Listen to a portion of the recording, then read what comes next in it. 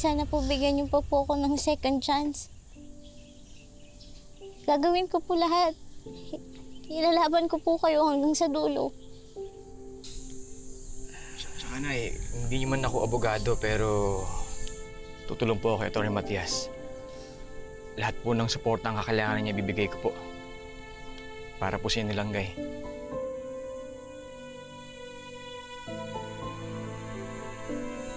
Para kay Langgay. Nay, salamat. Nay, maraming salamat po.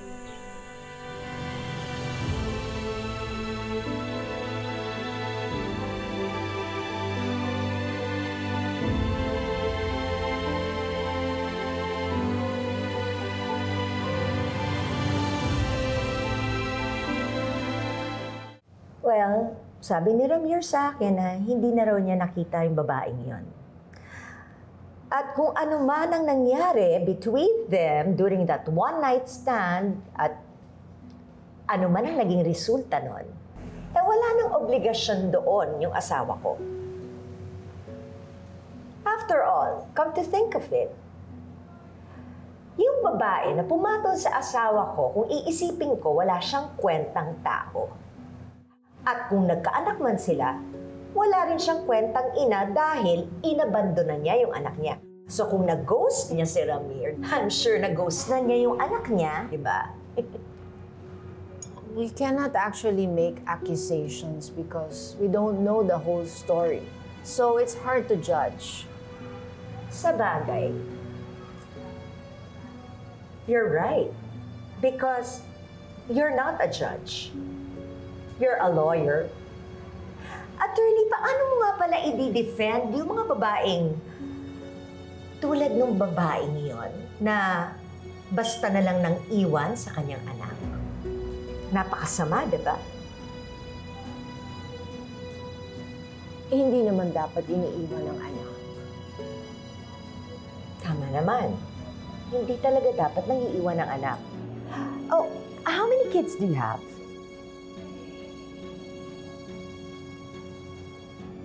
One. Are you sure you only have one? Yes, I have one daughter and she's a lawyer. Wow! Nagmana pala sa'yo ang anak mo. She's following after your footsteps. Ito nga namang mga anak natin, ano? Ginagaya nila ang kanilang mga magulang. Dapat na po nating paghandaan yung pag-upo niyo sa witness stand.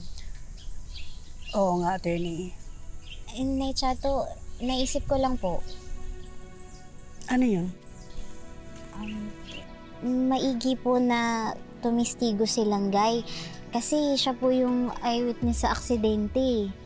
Hindi ako papayag na tumistigo si Langgay.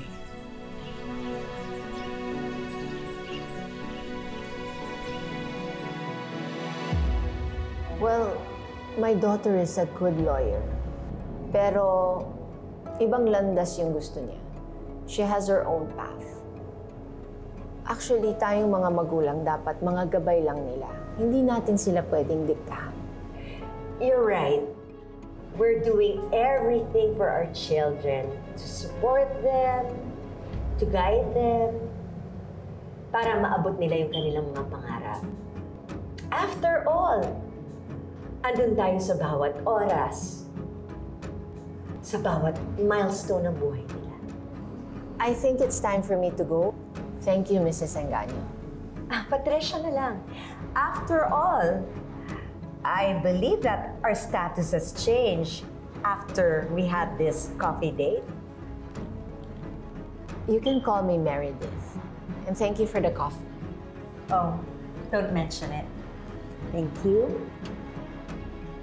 Ang sabi nga nila, keep your friends close and your enemies closer. I'm just kidding. Ito naman. Can't wait to set up our next coffee date. I hope your husband gets well soon.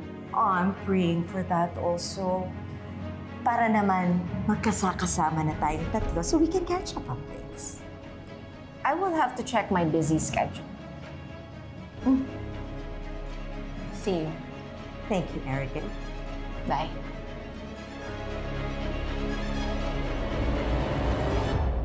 Keep defending yourself, attorney.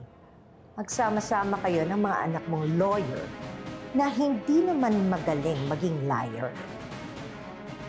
Manang-mana talaga sa'yo si Lynette.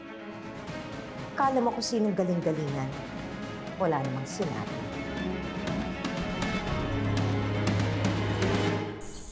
Nay Chato, bakit po ayaw niyo?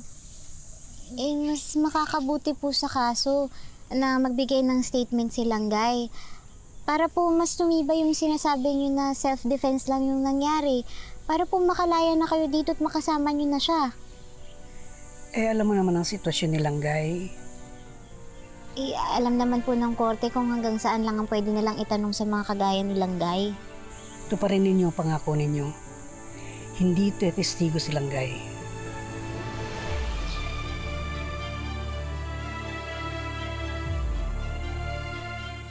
Mom, tell me, how's Dad?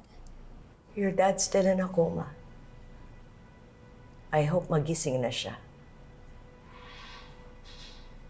Si Lilette. Nagising si Dad nung kinausap siya ni Lilette. Oh, don't you go there.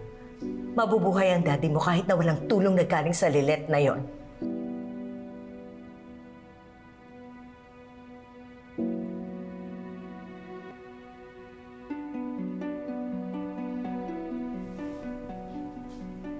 Tatlo lang tayo sa pamilya natin.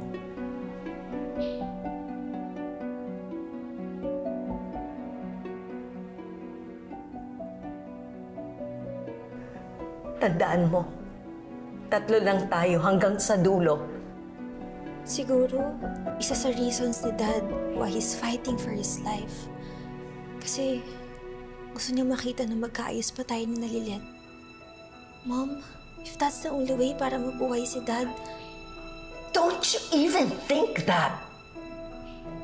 Sa oras na isipin mo yan, napamilya natin si Lilette, talo ka na. And no one has power over us, the legitimate ones. Mom, you're overreacting. Kung makapagsalita ka, parang may illegitimate family si Dad. It's just Lilette. Walang kabit si Dad. And I don't think kayang gawin sa'yo ni Dad yun. Pero nagawa na niya. And Lilette will always be the painful reminder of that betrayal. But I promise you, sa bawat isang metrong paglapit nila ni Meredith ngayon sa buhay natin, kilo-kilometrong apoy ang kaya kong ibugas sa kanila para protektahan at ipaglaban ka. Ngayon pa lang, paiikutin ko na silang mag-ina sa mga palad ko.